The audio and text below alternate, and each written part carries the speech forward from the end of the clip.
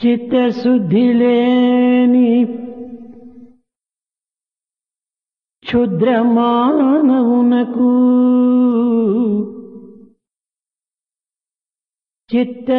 చిత్తశుద్ధి లేని క్షుద్ర మానవునకు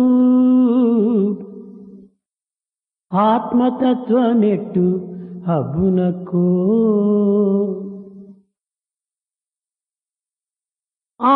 ఆత్మతత్వమబ్బు అతి శుద్ధ బుద్ధికే ఆత్మతత్వమబ్బు అతి శుద్ధ బుద్ధికే మరువబోకుడు ఇట్టి మంచి మాట మరువబోకుడు ఇట్టి మంచి మాట మరువబోకుడు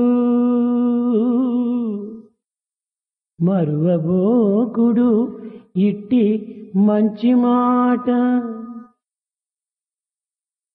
A person without purity of heart and meaning, how do you expect him to understand the nature of the spirit or Atma? Impossible. It is only for the man of pious nature, pure heart, can only understand the nature of Atman. Never forget this good word. ఆత్మతత్వమును సాధించవలనని ఆశ కలిగినటువంటి వాడు, the one who aspires to know the nature of the spirit, సాధించి దానిని అన్యులకు ప్రబోధించాలని ఆశ కలిగినటువంటి మానవుడు, the one who desires to accomplish and share with the society, మొట్టమొదట చిత్తశుద్ధిని గావించుకోవాలి. in the first instance should have purity of heart. చిత్తశుద్ధియే లేనటువంటి మానవుడు ఆత్మతత్వాన్ని ప్రబోధించే అర్హుడు కాదు. The one without purity of heart is not eligible to propagate the Atmic principle. ఆత్మతత్వమును కూడాను తాను తెలుసుకోలేడు. And he cannot comprehend the nature of the soul. వెలుగు లేని గది యందే విషక్రిములైనటువంటి పాములు తేళ్లు ప్రవేశిస్తాయి. It's only in the dark room where there is no scope for the light to enter, you find the germs and the snakes move around. వెలుగుతో కూడినటువంటి గదిలో ఇట్టి విషక్రిములు ప్రవేశించుటకు వీలు కాదు. A room with enough of light there will give no scope for the germs to enter. హృదయమునందు పరిపూర్ణ ప్రేమ ఉంచినటువంటి వాడు, పరిపూర్ణమైనటువంటి ప్రేమ హృదయుడైనటువంటి వానికి కామక్రోధ లోభమోహం మాత్సర్యమైనటువంటి అహంకారమైనటువంటి విషక్రిములు అందులో ప్రవేశించుటకు వీలుండదు. The one with total love at heart will give no scope for the germs of lust, greed, avarice and anger to enter. ఎవని హృదయమునందు ఈ పరిశుద్ధమైన పవిత్రమైన ప్రేమ ఉండదో అట్టివాని హృదయమునందే ఈ రాగద్వేషములు ప్రవేశిస్తుంటాయి. That heart, bereft of purity and sacredness, will be the center of all these germs. మానవత్వము కేవలము పరిశుద్ధమైన హృదయముగా, పవిత్రమైన హృదయముగా, ప్రేమమయమైన హృదయముగా, దయాహృదయమైనటువంటి హృదయంగా అభివృద్ధి గావించుకోవాలి. In human life, we should develop all the purity and the sanctity, love and compassion. ప్రతి మానవుని హృదయము దయాహృదయం కావాలి. The heart of everyone should be one of Prema compassion. హృదయం కావాలి. It should be filled with love. సహన హృదయం కావాలి. It should be full of forbearance. సానుభూతి హృదయం కావాలి. One of sympathy. సంతోష హృదయం కావాలి. And it should be one of bliss. అప్పుడే ఈ పరిశుద్ధమైనటువంటి ఆత్మతత్వము అతనికి సులభంగా అర్థమవుతుంది. It's only then he'll be able to understand the nature of the soul. అట్టి అర్థం చేసుకున్నటువంటి యొక్క ఆత్మతత్వాన్ని అన్యులకు ప్రబోధించే అర్హుడు కూడా అవుతాడు. Then only he deserves, having enjoyed the spirit of Atman, he can propagate and share with the society.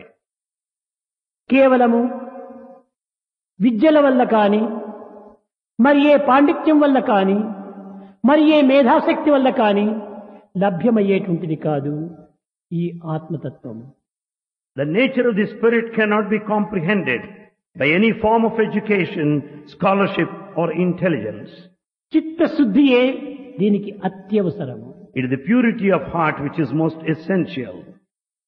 Ramakrishna Paramahamsa, Kabir, Surdas ఇత్యాది వ్యక్తులందరూ కూడాను ఎట్టి విద్యను నేర్చిరి. Ramakrishna Paramahamsa, Kabir, Suradas, what form of education they have had. ఎంతటి మేధాశక్తి వారి యందు ఉండెను. How intelligent they are. అతను పండితుడు car. He is not a scholar. పామరులో అత్యంత అడుగునటువంటి పామరుడు ఈ Ramakrishna Paramahamsa. Ramakrishna Paramahamsa is very, very innocent. కానీ అట్టి పామరుడైనటువంటి రామకృష్ణ పరమహంస యొక్క పేరు విశాల ప్రపంచమునందు దేదీప్యమానంగా ఈనాడు వెలుగుతున్నదనగా దీనికి కారణమేమిటి? చిత్తశుద్ధియే దీనికి మూల కారణం. That illiterate, innocent Ramakrishna Paramahamsa's name has spread far and wide down this day because of the purity of heart. కనుకనే నతపాంసి నతీర్థానాం నశాస్త్రాణ జపానహి సంసార సాగరోత్తారే సజ్జనం సేవనం వినా. నతపాంసి నతీర్థానాం, ఇట్టి చిత్తశుద్ధి కలగాలంటే తపస్సు చేయనక్కర్లేదు. To have that purity of heart, one need not undertake penance. వేద శాస్త్ర ఇతిహాస పురాణములు పఠించనక్కర్లేదు. One need not go through sacred texts. A జపములు A ధ్యానములు చేయనక్కర్లేదు. No meditation is required. కానీ భగవంతుని యొక్క ప్రేమను హృదయమునందు నిరంతరము స్మరిస్తుంటే ఇంతకంటే మించిన ఫలితం మరొకటి లేదు. But if he constantly contemplates, reflects upon the divine love in his heart, it is enough. ఇట్టి ప్రేమ గల హృదయమే నిజమైన మానవ హృదయము. It's only heart full of love is a human heart. ఇట్టి ప్రేమ హృదయం మనలో అభివృద్ధి కావాలనన్నా దీనికి ఆహార పానీయములు అత్యవసరము. To develop the spirit of love in our heart, it's most essential to have regulation over food and drink. మీరు భుజించే ఆహారము స్థూల రూపములో మలముగా విసర్జిస్తున్నారు. The food partaken, gross part of it is excreted. మధ్య రకమైనటువంటి యొక్క ఈ ఆహారము మానవుని యొక్క శరీరమునందు కండరముల వలె రక్తముల వలె రూపొందుతూ ఉంటుండాలి. However, that which is of middle form will get into our muscle and blood. అతి సూక్ష్మమైనటువంటి ఆహారమే మైండ్ గా మారుతుండాలి, మనస్సుగా మారుతుండాలి. The subtlest form of a food transforms into mind. కనుక మన యొక్క మంచి చెడ్డల మనస్సు యొక్క ప్రభావమునకు ఆహారమే మూల కారణం. Therefore, for the good and bad of the mind, ఎట్టి ఆహారమో అట్టి మనస్సు. As is the food, so is the mind. కనుక సాత్వికమైన పవిత్రమైన హితమైన మితమైన ఆహారమును భుజించటము అత్యవసరం. Therefore, it's absolutely essential to have food in a limited quantity, in an acceptable, palatable way, which is ప్రాచీన sacred కాలం నందు heart. మహర్షులు గ్రామములు విసర్జించి పల్లెలు విసర్జించి కారణముల్లో జీవిస్తూ కందమూలాదులు భుజించుకుంటూ తమ యొక్క జీవితమును తాను ప్రశాంతంగా గడుపుతూ వచ్చారు. The ancient rishis, sages and seers have spent their time far from the madding crowd, partaking the tubers and the leaves. ఆ కందమూలాదుల్లో ఉండినటువంటి ఒక సాత్వికమైనటువంటి తత్వము మీకు తెలియదు. You do not understand the sattvic nature, the pious quality. Ramalakshmana సీతలంతా కూడాను ఆ అరణ్యములో సంచరిస్తూ ఆ అరణ్య ఫలములు వారు భుజిస్తూ ఎంతటి ఆనందాన్ని అనుభవిస్తూ వచ్చారు. Moving about there in the forest, Rama and Sita, they were blissful, partaking. ఆనందము of food there. ఆహారమునందు ఉంటున్నది. Therefore, the bliss is there in food that we భౌతిక eat. సుఖమునందు కానీ భౌతిక పదార్థములు ఎందు కానీ భౌతికమైనటువంటి విషయములు ఎందు కానీ పంచపక్ష పరమాన్నములు ఎందు కానీ ఈ ఆనందము చిక్కదు మనకు. This sort of happiness is not there in the physical comfort and conveniences material or the sensual pleasure. దైవం యొక్క సహజ సృష్టితో కూడినటువంటి యొక్క ఈ ఆహారమునే ఫలపుష్పాలునే వారు భుజిస్తూ ఆనందాన్ని అనుభవిస్తూ వచ్చారు. The sages, they have partaken the food which is one of divine creation as it is. ఇంకా పానీయం, Then the త్రాగు drink, నీరు, water. త్రాగు నీరు కూడాను పరిశుద్ధమైనటువంటివిగా ఉండాలి. The drinking water must be pure. ఈ యొక్క త్రాగేటువంటి యొక్క నీరు స్థూల రూపంలో మూత్రంగా విసర్జిస్తున్నారు. The major part of the water that we drink is excreted as urine. ఈ జలములోని సూక్ష్మ స్వరూపమే ప్రాణము.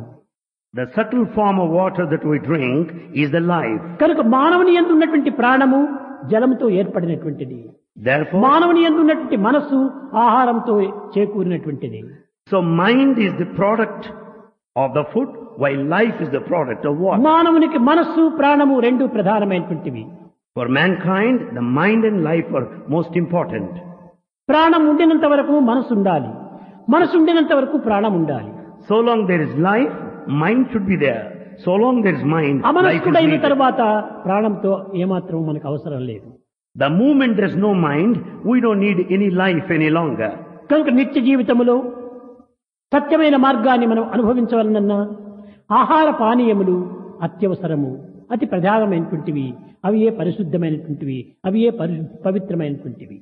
Therefore, to tread along the path of truth, good food and good drinking water are absolutely essential and very important. ఈ భగవత్ స్వరూపం అనేటువంటిది శారీరకంగా, మానసికంగా, ఆధ్యాత్మికంగా, లౌకికంగా ఆనంద ఆహ్లాదమును అందుకొని అనుభవించి పరులకు అందించాలంటే ఆహార పానీయములే ప్రధానము. In order to experience physically, mentally, spiritually, intellectually, the divinity is all based on the food and drink. కనుక విద్యార్థులు ఈ ఆహార పానీయములందు ఏమాత్రం కూడాను అశ్రద్ధను చూపకూడదు. Therefore, they should never be careless or negligent regarding the food and the drink.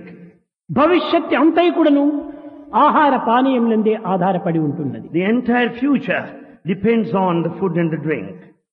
మానవుని యొక్క దివ్యతత్వం అనేటువంటిది గుర్తించాలనుకుంటే ఈ ఆహార విహారములు పరిశుద్ధంగా ఉండాలి. Therefore, in order to attain the divinity, we should have a regulation over food and drink.